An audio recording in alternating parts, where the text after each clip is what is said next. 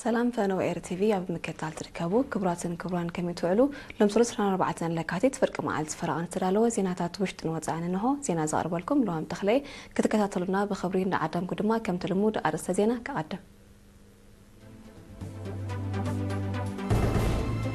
اب اسرائيل حمشن حدقات ترافيك بدرجه هاجر بالعلى 700 متر كم زوسخه بوليس ترافيك حبيرو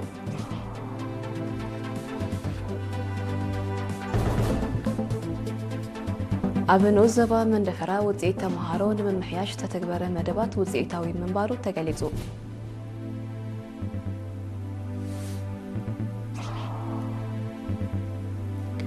أبنو الزبا فورو شفنك تاوت سان حامشن ميتاويت كم زبط حج انفرت عناتنو الزبا حبيرون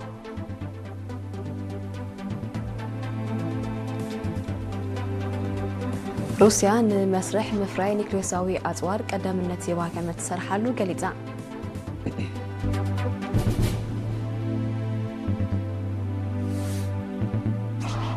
سعود عرب قبزن أب زوباون عالمون صدتا زكايدو حبراوي نتفتات كسفحة تردادين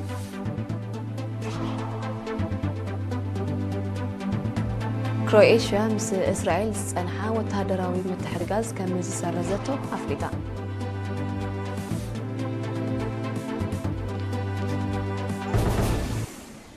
أب زرزرات وكن سكر أب عساسنا حمشان حركة ترافيك بدرجة هجر بالعلى 700 متر كم زوسخة بوليس ترافيك حبيرو مسنايز حلف عمس بمنز أردما متن زسعة موت قدن كلو أب نبرة زورد أنوتكن وسخ كم زرعة تفليتو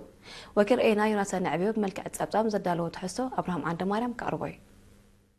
ኣብ 2025 ሓደጋታት ትራፊክ ብደረጃ ሃገር ካብቲ ናይ 2024 ብ7.2 ሚእታዊት ከም ዝወሰኸ ኣብ ፖሊስ ኤርትራ ሓላፊ ንኡስ ጨንፈር ፖሊስ ትራፊክ ሌተናል ኮሎኔል መሓር ንጉሰ ሓቢሮም ኣብቲ ዓመት ብዘጋጠመ 4056 ሓደጋታት 129 ሰባት ክሞቱ ከለዉ 1964 ከቢድን ቀሊልን ኣካላዊ ጉድኣት ከም ዝወረዶም ኣብ ንብረት ድማ ልዕሊ 42 ሚልዮን ናቕፋ ዝግመት ዕንወት ከም ዘጋጠመ ገሊጹ بمسرت حبريتا متن موت بسلسنة بشوعات ميتاوت كوغودل كله متن اب نبرز ورد عنوت كا ب4.6 توسيخ لهم እታ ሓደጋታት 2592 ኣብ ዞባ ማእከል 410 ኣብ ዞባ ጋሽባርካ 340 ኣብ ዓንሰባ 366 ኣብ ደቡብ 355 ኣብ ሰሜናዊ ቀይሕ ባሕሪ 29 ድማ ኣብ ደቡባዊ ቀይሕ ባሕሪ ዘጋጠመ ኮይኑ ቀንዲ ጠንክታት ቀዳምነት ዘይመሃብ መስመርካ ዘይመሓዝ ርሕቀትካ ዘይምሕላው ብዘይ ኣግባብ ምምላስ ከምኡውን ሓደገኛ ኣመራርሓ የጠቃልል ካብቲ ዝተፈጸመ ሓደጋታት ትራፊክ እቲ 98 ሚታዊት ብደቂ ተባዕትዮ ከም ተፈጸመ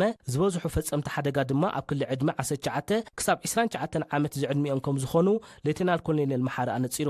ሕጊ ትራፊክ ጥሒሰን ዝተኸሳስ ተሽከርከርቲ ብዝምልከት ድማ ልዕሊ 136553 ከም ዝነበራን ብድምር ልዕሊ 24 ሚልዮን ናቕፋ ከም ተቐጽዓና ኣፍሊጡ أموداتا لتنال كولونيل محاري مرحت مكاين تعنا مكاينهم بقوب ككتاتولون مرمرا مكاين أب أوان خكايدون كمون حقتاتن ملكتاتن ترافيك بقوب كخبرو أتحساسيبهم أبن أزبا من دفرا وتسيت مهارون ممحياش بدرجة عوية تمرتيز تتكبر مدبات وتسيتاوي منبارو بعصر شعتن عسران لكاتيت أبس تخايد جمجم تجليتو حلفت بيت صحفة تمرتي أبتن أزبا ممهر بالله أرأيا بزغربة توتسبسب درجة محلفة مهارون متر مقراتت مسنايز حلف عمت بمن تسار ممحياش كمزر أي بمتكاس نوت تمرتي أب أوانو معدالو بقعت مهارون ممحياش توسخي حاجزات مقبارو ولدن مشاركتي أكلاتن منقسن ساسفو عرزتات مكيادو كمون وتن مهرو أب أوانو مدلاو كابزنا برو بلجاتات كم زخونو حبيرا أب جنفر تمرتي زوادو بحلافي من محدار فاينانسل ممهر جوبان حدش بوجانو أبيت تمرتي أب قداماي فرق عمت 2025 زعم مو نتفتات زبلت أوتيت زدرخ بخانو تقيسو نزد خموته مهارون محجاز ممهران مسوول دي حبيرا بصرحو أزخ خيرو أب موداتا محضرين وزوا من دفرا أتو هزكياس وهبت أبز اسمعو قال مرققات بقعة تمرتي مسارتنا كله زوت أن مدبات سلازخوانا ممهران بعتوب كتصعتو بملباو ممحضر نوزوا حضرتات عبيت تمرتين من ملاء كمزنتف أرقاقيتو أزي كمزيلون كالو أب نوزواتات أف عبتن شعبن تموتصالي قمقامات كمتخايد وكيلات إيرينا حبيرهم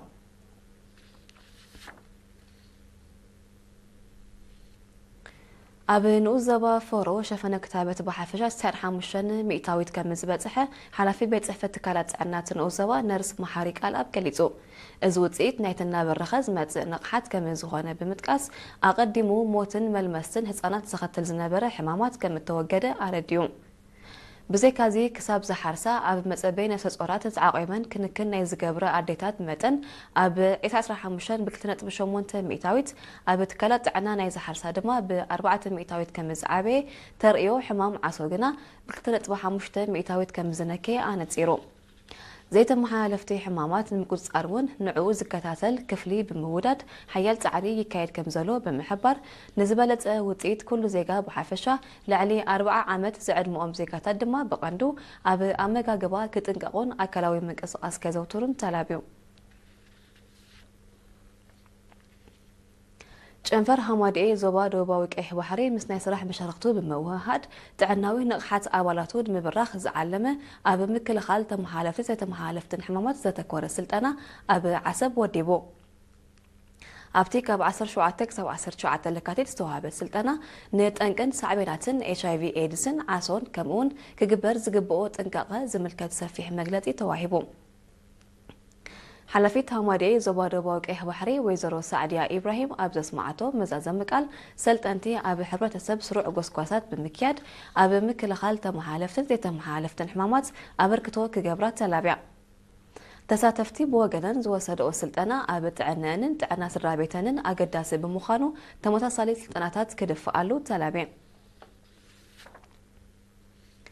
ኣብ ዞባ ማእከል ንኡዘባ ቲራቮሎ ኣብ ጥዕና ከምኡውን ሳዕቤናት ሃሰይቲ ልምብታትን ሕጋዊ ሳዕቤናትን ዘተኮረ ኣስተምህሮ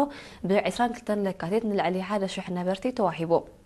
እቲ ብኣባላት ጨናፍር ጥዕናን ዕዮን ማሕበራዊ ድሕነትን ዞባ ማእከል ከምኡውን ቤት ጽሕፈት ኣኽባር ሕጊ ዝተዋሃበ ኣስተምህሮ ኣብ መሰላት ቆልዑ ምውጋድ ክሽቦ ደቂ ኣንስትዮ ኣፍልጦ ሕጊ ኣብ ጎዳእቲ ልምድታት ከምኡውን ምውጋድ ኣወለፍቲ ነገራት ዘተኮረ ብተንቀሳቓሲ ስእሊ ዝተሰነየ ነይሩ ኣመሓዳሪት ንኡዘባ ወይዘሮ ልኡል ኣስራት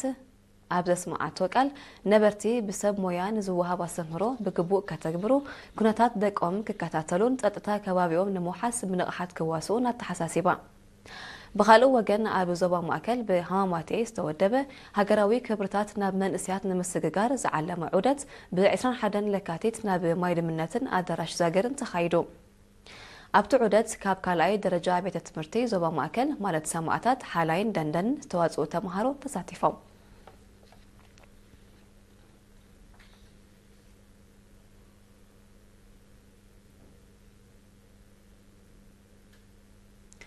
ክቡራትን ክቡራንን ቀጽል ብዝቐርብ ዜና ወጻኢ ንምክትታልኩም ደጊመ ብኽብሪ ይዕድም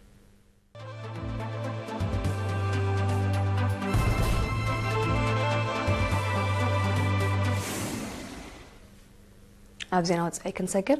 ሩስያ ወተሃደራዊ ዓቕማ ንምምዕባል ንመስርሕ ምፍራይ ኒክሌሳዊ ኣጽዋር ቀዳምነት ሂባ ከም እትሰርሓሉ ፕሬዚደንት ቭላድሚር ፑቲን ትማል 23 ለካቲት ሓቢሩ ኒክሌሳዊ ኣጽዋር ኣብ ምውሓስ ሉዓላውነትን ምርግጋጽ ሚዛን ሓይልን ኣገዳሲ ምዃኑ ዝተቐሰ ፕሬዚደንት ፑቲን ሃገሩ ነቲ ኣጽዋር ብዓይነትን መጠንን ክብ ከም እተብሎ ኣነጺሩ ኣሜሪካን ሩስያን መጠን ዝውንንኦ ብዝሒ ኒክሌሳዊ ኣጽዋር ንምድራት ቅድሚ 15 ዓመታት ዝኸተምኦ ውዕል ኣብ ቀዳማይ ሰሙን ናይ ዝወርሒ እዚ ከም ዘብቅዕ ዝዝከር እዩ እቲ ኣብ 2010 ዝተኸተመ ውዕል ንብዝሒ ኒክሌሳዊ ኣጽዋር ንኽልቲአን ሃገራት ናብ 1500 ዝድርትን ኒክሌሳዊ ሓበሬታ ክለዋወጣ ዝኽእልን እዩ ፕሬዚደንት ዶናልድ ትራምፕ ሃገሩ ትፈተነታት ኒክሌሳዊ ኣጽዋር ዳግማይ ክትጅምር ኣብ ወርሒ ጥቅምቲ 2025 መምርሒ ድሕሪ ምሃቡ ሩስያ እውን ተመሳሳሊ ስጉምቲ ከም እትወስድ ምሕባራ ኣይርስዕን ምፍራስ ናይቲ ውዕል ክልቲአን ሃገራት ንመጠን መፍረ ኒክሌሳዊ ኣጽዋር ከዛይድኦ ባይታ ዝኸፍት ምዃኑ ይጥቀስ እዚ ከምዚ ኢሉ እንከሎ ፕሬዚደንት ፑቲን ሃገሩ ኒክሌሳዊ ኣጽዋር ጥራይ ዘይኮነ ሉዓላውነት ንምውሓስ ኣገዳሲ ዝበሎ ዘመናዊ ኣጽዋር ብብዝሒ ክተፍሪ ምዃና ገሊጹ ሩስያ ወተሃደራዊ ዓቕማ ንምትርናዕ ብፍላይ ድሕሪ ኩናት ዩክሬን ገዚፍ ወፍሪ ትገብር ከም ዘላ ዝፍለጥ እዩ سعود عربن قبطن أب زوباون عالماون ጸጥታ زكايدو حبراوي نطفታት ንምስፋሕ ክሰርሓ ተረዳድየን ፕሬዚደንት ግብፂ ዓብዱልፈታሕ አልሲሲን ወራስ ዓራት ሱዑድያ መሐመድ ቢን ሳልማንን 83 ለካቲት ኣብ ከተማ ጅዳ ስዑድ ዓረብ ኣብ ዘካየድዎ ዝርርብ ብፍላይ ኣብ ወሽመጥ ጋዛ ተፈጢሩ ዘሎ ቅልውላው ብሰላም ንምዕራፍ ከም ዝሰርሑ ገሊጾም እስራኤል ነቲ ኣብ ወሽመጥ ጋዛ ተካይዶ ዘላ ወታደራዊ ወፍሪ ከተቋርጾን ሰብኣዊ ረድኤት ናብቲ ወሽመጥ ብዘይ ገደብ ከኣቱ ክተፍቅድን ኣብ ትርክብ ጸዊዖም ቅልውላው ወሽመጥ ጋዛ ንምዕራፍ ፍታሕ ክልተ ሃገራት ቀዳምነት ክወሃቦ ከም ዝግባእ ዝገለጹ ክልቲኦም መራሕቲ ንፍልስጤማውያን ካብ መሬቶም ንምግዓዝ ንዝግበር ዘሎ ፈተነታት ብትሪ ከም ዝቃወምዎ ኣነጺሮም እዚ ከምዚ ኢሉ እንከሎ ስዑድያን ግብፅን ዲፕሎማስያውን ቁጠባውን ዝምድናን ንምምዕባል ከም ዝሰርሓ ኣብ ትርክብ ኣፍሊጠን ክሮኤሽያ ምስ እስራኤል ንዝጸንሓ ወታደራዊ ምትሕግጋዝ ከም ዝሰረዘቶ ብወግዒ ኣፍሊጣ እቲ ስጉምቲ ነቲ እስራኤል ኣብ ወሽመጥ ጋዛ ተካሂዶ ዘላ ንኣህጉራዊ ሕጊ ዝጥሕስ ወታደራዊ ወፍሪ ንምቅዋም ምዃኑ ፕሬዚደንት ክሮኤሽያ ዞራን ሚላኖቪች ሓቢሩ በዚ መሰረት ክሮኤሽያ ካብ እስራኤል ትዕድጎ ይኹን ናብ እስራኤል እትሸጦ ወታደራዊ ንዋት ዶ ከም ዘበለቶ ፕሬዚደንት ሚላኖቪች ኣረዲዩ ክሮኤሽያ ጥራይ ዘይኮነት ሓያሎ ካልኦት ሃገራት እውን ነቲ ኣብ ወሽመጥ ጋዛ ዝካየድ ዘሎ ወታደራዊ ወፍሪ ብምቅዋም ምስ እስራኤል ዝምድናታተን ከወንዝፋ ጸኒሐን ኣለዋ ቅልውላው ወሽመጥ ጋዛ ኣብ ምብራቕ 21 ክፍለ ዘመን እቲ ዝኸፍአ ምዃኑ እዮም ጸብጻባት ዘረድኡ በቲ ኣብ መወዳእታ 2023 ኣትሒዙ ዝቐጽል ዘሎ ወታደራዊ ወፍሪ እስራኤል ልዕሊ 72,000 ፍልስጤማውያን ከም እተቐትሉን ልዕሊ 150,000 ከም ዝቆሰሉን እቶም ጸብጻባት ብተወሳኺ የነጽሩ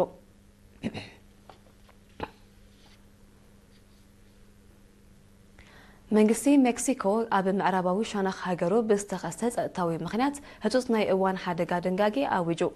እቲ መንግስቲ ነዚ ስጉምቲ ዝወሰደ ምስ ምቕታል ሓደ ካብ ቀንዲ መራሕቲ ጉጅለታት ምስግጋር ዕጸፋርስ ተተሓሒዙ ድሕሪ ዝተኸስተ ዓብዩ እቲ ብኣሜሪካ ከይተረፈ ክድለ ዝጸንሐ ኤልሜንቾ ዝተባህለ ገበነኛ ብ22 ለካቲት ኣብ ትሕቲ ቀይዲ እንከሎ ከም ዝሞተዩ ተቓሊሑ بسنكت نعبي لعل 30 أولاد جوجل جبنياتاتن 10 أولاد ጸጥታን ከም ተቀትሉን 10ታት ከም ዝቆሰሉን ተገሊጹ بزيكازي بسنكتي أب 10 ክፍላት ሃገራት ዝሰዓበ ናዕቢ ኣብ ልዕሊ ንብረትን تحت ቅርጽን ከቢድ ዕንወት ከም ዝወረደ ሰመዚ ጸጥታ ሓቢሮም መንግስቲ ሜክሲኮ ነተን ዓቢ ንምቁጽጻርን ገበኛታት ንምሕዳንን ኣብ ምዕራባዊ ሸነኽ ሃገሩ 10,000 ወታደራት ኣዋፊሩሎም እቲ ናዕቢ ኣብ ሜክሲኮ ኣብ ዝሓለፈ ቀረባ ዓመታት ምስ ምስግጋር ዕጸፋር ዝተኣሳሲሩ ካብ ዝተኸስተ ተመሳሳሊ ተርእዮታት እቲ ዝሓየለ ምዃኑ ጸብጻባት የረድኡ ሜክሲኮ ገበናት ምስግጋር ዕጸፋርስ ብብዝሒ ካብ ዝረኣየለን ሃገራት ሰሜን ኣሜሪካ መንግስቲ ቻይና ኣሜሪካ ኣብ ልዕሊ ናይ ንግዲ መሸራኽታ ዝኾና ሃገራት ወስናቶ ንዘላ ቤናዊ ቀረጽ ከተልዕሎ ጸዊዑ ሚኒስትሪ ንግዲ ቻይና 83 ለካቲት ኣብ ዘውጽኦ መግለጺ ኣሜሪካ ትወስዶ ዘላ ቤናዊ ቀረጽ ናይ ምውሳኽ ትጉምቲ ንኣህጉራዊ ቁጠባውን ንግዳውን ሕግታት ከምኡውን ንውሽጣዊ ሕጊ ኣሜሪካ ዝጥሕስ ምዃኑ ኣፍሊጡ ኣብ ንግዳዊ ኩናት ሰዓርን ተሰዓርን ከም ዘየለ ዝሓበረቲ ሚኒስትሪ ሃገሩ ንዝቐጽል ስጉምቲ ፕሬዚደንት ትራምፕ ብቐረባ ትከታተሎ ከም ዘላ ኣነጺሩ ቻይና ሕጋዊ መሰላታን ቁጠባዊ ረብሓታታን ንምሕላው ናይ መልሰ ገብሪ ስጉምቲ ከም እትወስድ እቲ ሚኒስትሪ ብተወሳኺ ኣጠንቂቑ ፕሬዚደንት ዶናልድ ትራምፕ ካብ ዝኾነት ሃገር ናብ ኣሜሪካ ኣብ ልዕሊ ዝኣቱ ፍርያት ናይ 15 ሚእታዊ ተወሳኺ ቀረጽ ከም ዝወሰነ ዝፍለጥ እዩ ላዕለዋይ ቤት ፍርዲ ኣሜሪካ ፕሬዚደንት ትራምፕ ዝኽተሎ ዘሎ ናይ ቀረጽ ፖሊሲ ሕጋዊ ኣይኮነን ክብል ብ20 ለካቲት ብይን መሃቡ ኣይርስዕን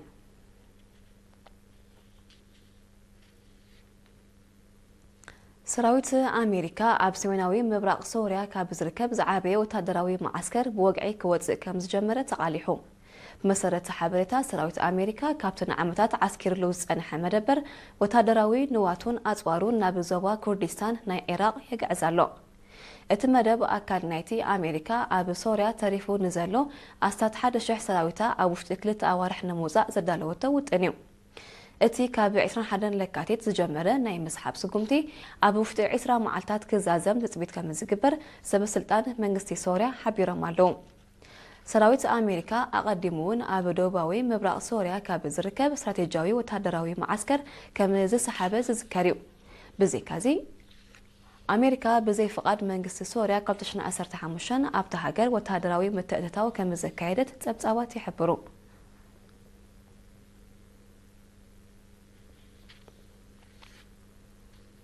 ቀዳማይ ሚኒስትር ደሴት ግሪንላንድ ጃንስ ፍሬደሪክ ኔልሰን ነቲ ፕሬዚደንት ዶናልድ ትራምፕ አገልግሎት ሆስፒታል እትህብ መርከብ ናብ ሃገሩ ንምልኣኽ ዘቕረቦ ሓሳብ ነጺግዎ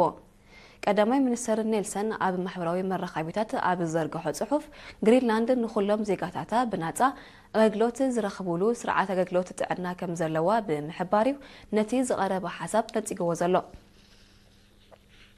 አሜሪካ ኣብ ማሕበራዊ መራኸቢታት ሃንደበታዊ ጽሑፍ ካብ ምዝርጋሕ ተቆጢባ ምስ ሃገሩ ቀጥታዊ ዲፕሎማሲያዊ ዘተ ከተካይድ ቀዳማይ ሚኒስትር በተወሰኺ ኣተሓሳሲቡ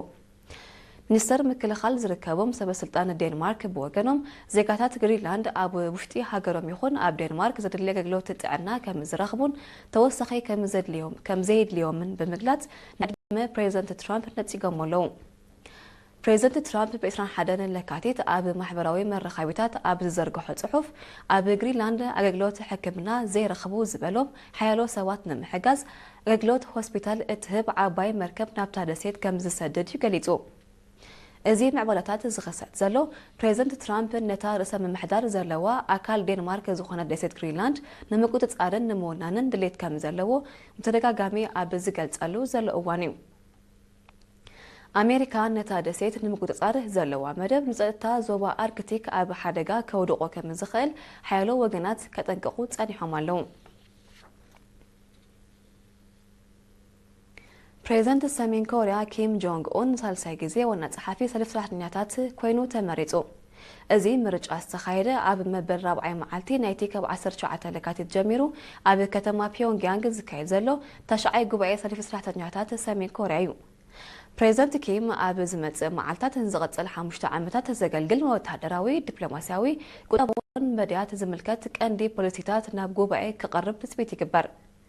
ጉባኤ ሰልፊ ሰራሕተኛታት ኣብ ነፍሲ ወከፍ 5 ዓመት ዝካየድ ካብ ዓበይቲ ፖለቲካዊ ፍጻሜታት ሰሜን ኮርያ እዩ ክቡራትን ክቡራንን ዘናቅድ ንዛምና ኣርእስታቱ ክደግመልኩም ኣብ 2015 ሓደጋታት ትራፊክ ብደረጃ ሃገር ብልዕሊ 7 ሚእታዊት ከም ዝወሰኸ ፖሊስ ትራፊክ ሓቢሩ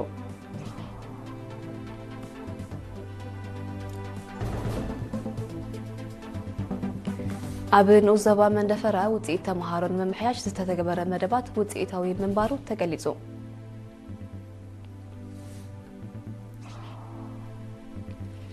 ኣብ ንኡስ ዞባ ፎሮ ሸፈነ ክታበ 95 ሚእታዊት ከም ዝበጽሐ ጨንፈር ጥዕና ንኡስ ዞባ ሓቢሩ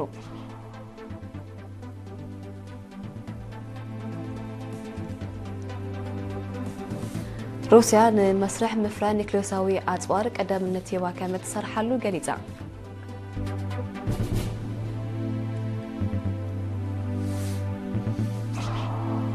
سعود عربን ግብጽን ኣብ ዞባውን ዓለማውን ጸጥታ ዘካይዶ ሓበራዊ ንጥፈታት ክሰስፋሓ ተረዳድየን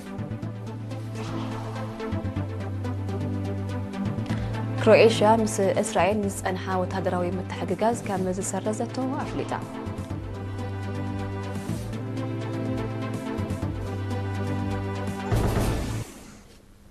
ንምክትታል መስክር መሰረት መደባት ኤርቲቪ ክሓድገው ከመይ ብወገነ ግን ሮማንቲ